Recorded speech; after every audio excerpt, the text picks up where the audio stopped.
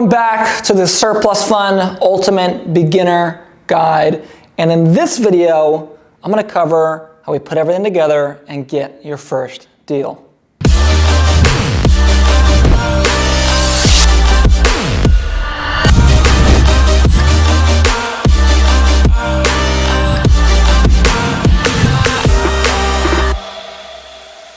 So again, guys, welcome back to the Ultimate Surplus Fund Beginner Guide. This is episode number 5. This is the final episode of this guide. Guys, I really hope you guys have been enjoying it. And listen, if you're just tuning into this episode, you haven't seen 1, 2, 3, or 4, none of this is going to make any sense. And quite frankly, that's not how numbers work. So jump back to episode 1 or whatever number you left off and go through it the right way. Because in this video, we're going to be covering how to put everything together and give you an actual game plan that you can use to go out and get your first deal and be successful with surplus funds. Now, before we jump into that, please always remember, hit that subscribe button, hit the notification bell, because once per month, we give out some free mini courses. These we normally sell for like 67, 100 bucks. We're going to be giving out a couple of them for free every single month.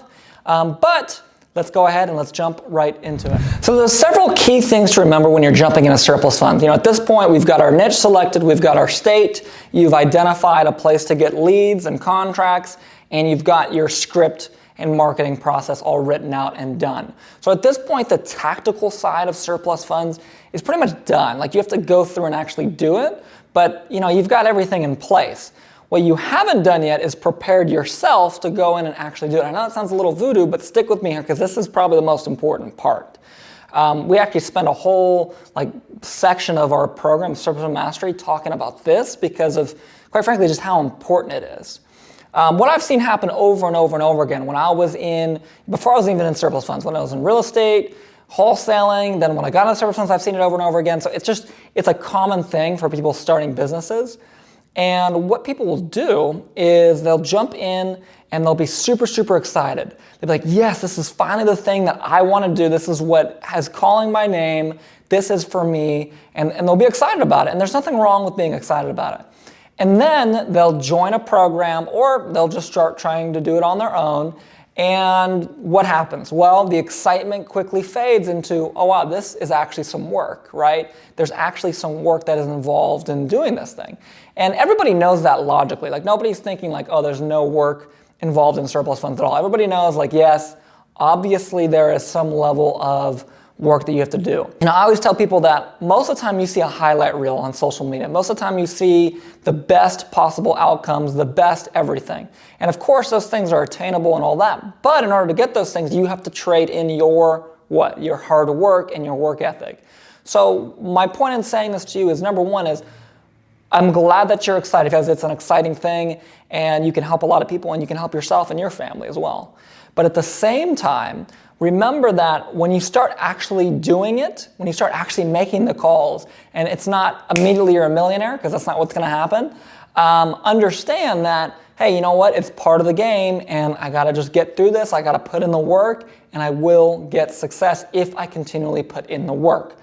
But if you do what a lot of people do, which is they get started and that excitement when it's up here, when they're first starting, it tanks because they realize, oh, I actually have to make phone calls. Oh, I actually have to look into this stuff. I have to do some research, right? I can't just sit and watch videos, as much as that'd be fun. As soon as they realize that, a lot of times their excitement levels will drop, and then their enthusiasm drops, and then their consistency drops, and everything kind of falls off a cliff. So right now, I want you to make yourself a commitment, okay? Hopefully you're taking notes. If you're not taking notes, just say this in your head, or even out loud if you're really serious about this. But say, look, I am committed to this. I'm a surplus warrior, and I'm committed to recovering surplus funds. So I can help myself, I can help the people around me, and I can help anybody out there that needs money recovered, that needs to reunite with their money. You need to write down a commitment just like that and say that to yourself every morning, every time you're going to start working, because at the end of the day, look, there's going to be highs and lows. There's going to be times when you're at the top of the world, you just close a deal, you get this awesome check, you're loving it. And there's going to be times where it's just been day after day, you're getting no, no, no, no, no, and you're getting really, really unenthusiastic. You're getting, negative feedback, and it's hard to keep going. But if you say that commitment to yourself, you will keep going. You just got to say that commitment, and you got to start to believe it hey, I am a surplus warrior. This is what I do. This is what I do. For anyone out there that's played sports, if you guys don't know, I played a lot of sports growing up, and I was a big basketball player. And one of the lessons I learned from basketball is, your success many times is tied to your identity. So, someone that believes that they're an athlete, someone that believes that they're a basketball player, what are they going to do? They're going to play basketball every single day, right? Somebody that believes that they are, healthy, that they're a healthy person, what are they going to do? They're probably going to make healthy food choices. They're going to make healthy choices because they, in their heart of hearts, believe that they are a healthy person. So for you, you have to, in your heart of hearts, believe that, hey, this surplus fund thing is my thing and I'm going to do this successfully. You have to believe that heart of hearts. I've seen a lot of people that'll jump in and they'll try surplus funds, but the whole time they've got this, sketchiness in their head, like, oh, is this really real? Is this really going to work? Is this da-da-da, right? That is literally the equivalent of going to a basketball court, since we're using the basketball example, and shooting hoops and saying to yourself, that's not going to go in every time you shoot. That's not going to go in. That's not going to go in. You're probably not going to make any shots if you keep telling yourself it's not going to go in, right? So again, number one is you got to change your identity. You got to become a surplus warrior in your heart of hearts, and you got to become someone that you truly believe is capable and that their job is to recover people's money. That's number one. Number two is you can't let the excitement drop. Okay, so when you're having a good day, obviously excitement's high, but even when you're having a bad day, keep the excitement high. Look at it as a game. Okay, it's a game. Surplus funds is a game. You're trying to help people. There's a lot of great rewards from the game, but at the end of the day, it is a game, and you don't want to get too low or too high. Now, the second biggest component that I want you to think about with surplus funds as you're getting started here is the most important thing that you can do. By far, the most important thing that you can do in this business is being consistent. That's it. That's like the entire secret. Like if you can be consistent, you will have a lot more success than someone that's not consistent.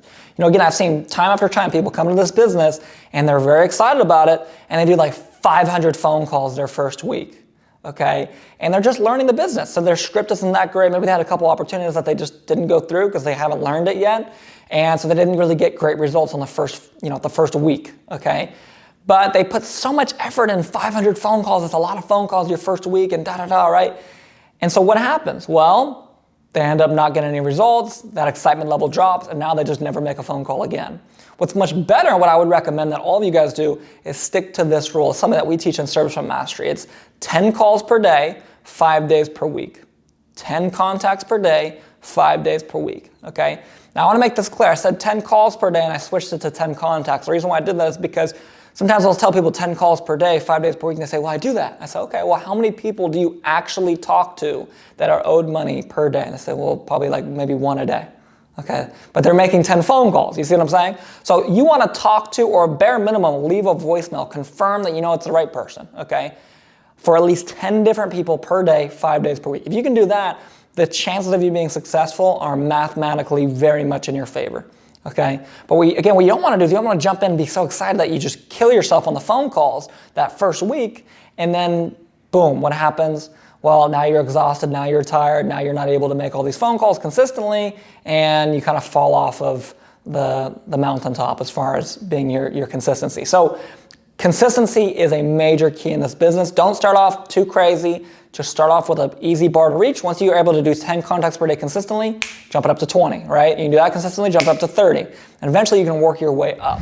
Now, another major factor to success in surplus funds is accountability. Now, this sounds really weird. And a lot of you guys are probably watching this like, what? He's teaching us about accountability on a surplus fund video. Yes, I know. Trust me, this will make you a lot of money. It's made me a lot of money, and it'll make you a lot of money if you use it, okay? So, I noticed this thing where I love to work out. I love going to the gym. I love playing basketball. I don't play it that much anymore, but I love doing all these things.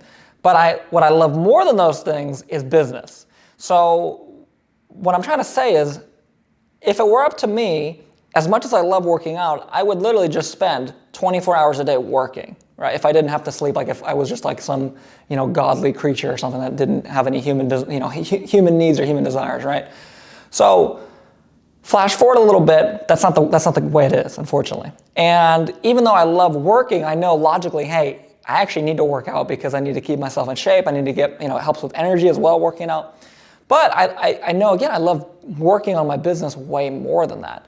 So what I've had to do is I just set up an accountability partner. You guys probably know it as a gym partner or a lifting partner or even a trainer. I've hired trainers before, literally to do nothing other than just be there and keep me accountable.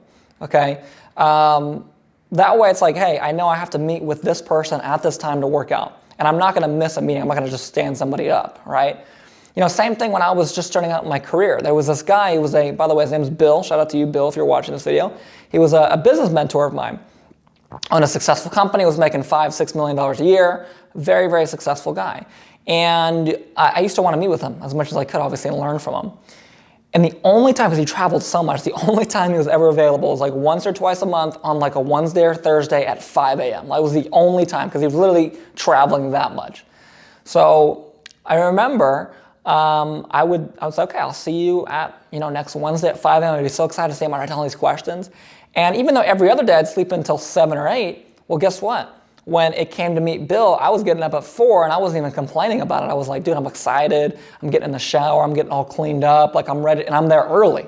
I'm there early, right? Because I'm being accountable. Because someone is holding me accountable and they're saying, you have to do this at this certain time.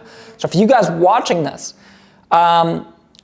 think about it. Can you structure this business in a way where you can be accountable, not just to yourself, but to somebody else? A lot of people want to be their own boss, but they don't know what that means to be their own boss. They think that just means they get to do whatever they want, whenever they want, and that is not true. You have to do whatever you can't do whatever you want, although a lot of times you can, but you definitely cannot do it whenever you want. You have to be consistently working. And it's a lot easier to hold yourself accountable to someone else than to try to be ultra disciplined, although you should try to do both, okay? So again, find an accountability partner. Find somebody that maybe you're gonna do this business with. You guys are partners, right? Maybe if you're working on this with a spouse or a girlfriend, boyfriend, or something like that, right? Maybe you guys are keeping each other accountable. It's like, hey babe, you do the calls this day. Okay, cool, you do the calls this day. Awesome, great, okay? But you gotta find a way and you gotta find somebody that can keep you accountable.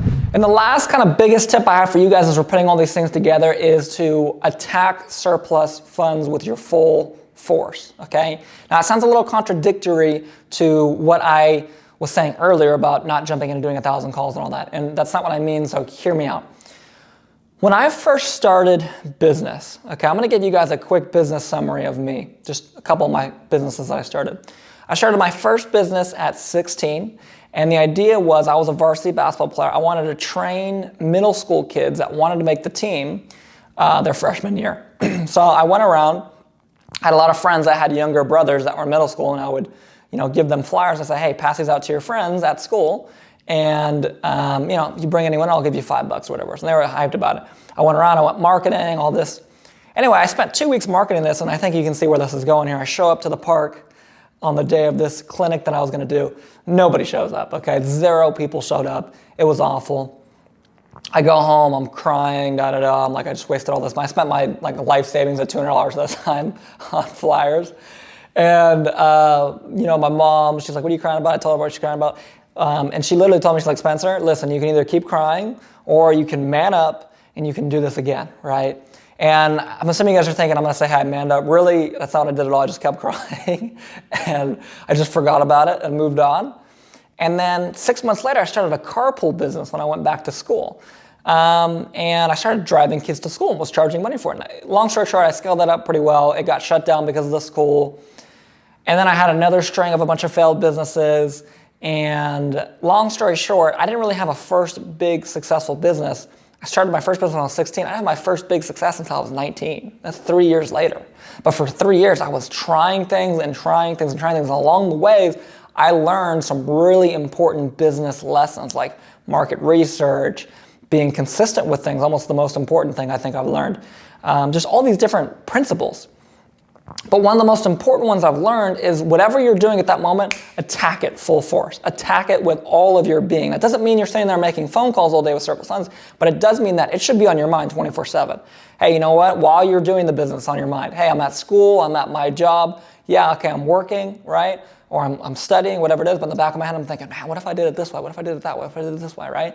Maybe I can get results faster, okay? Hey, you know what? I'm out on a date even, okay? Sometimes I go out on a date and the girl I'm out on a date with, she can tell, hey, maybe I'm not always there and I have to hey, listen, I'm on a date, okay? So I'm not saying you need to take it that far, but at the same time, you need to be thinking to yourself hey, how serious am I taking this? Because ultimately, business is a competition. Business is a sport, right? And the best person's gonna win, always. The best person, the best company is gonna win. So if you're not obsessed with this thing, you're not gonna win. I'm just letting you know, okay? Just like how athletes, if you look at Michael Jordan and LeBron and all these guys, they're obsessed with their craft. You have to be obsessed with your craft of surplus funds or of any business, okay? So keep that in mind. Again, it should always be on your mind, sometimes to a fault. Sometimes you do have to kind of get your mind off of it to focus on what's going on. But at the same time, it should always kind of be there reminding you like, hey, this is who, not necessarily what I do, but this is who I am. That's a way better way of looking at it. This is who I am. I am a surplus warrior. It goes back to that commitment. With that being said, I hope you guys enjoyed this video. If you guys did, drop a like, leave a comment below on what was most helpful for you and what you guys would like to see future videos on. And again, I appreciate you guys watching. Make sure you guys subscribe, hit that notification bell, and I'll see you on the next video on Thursday.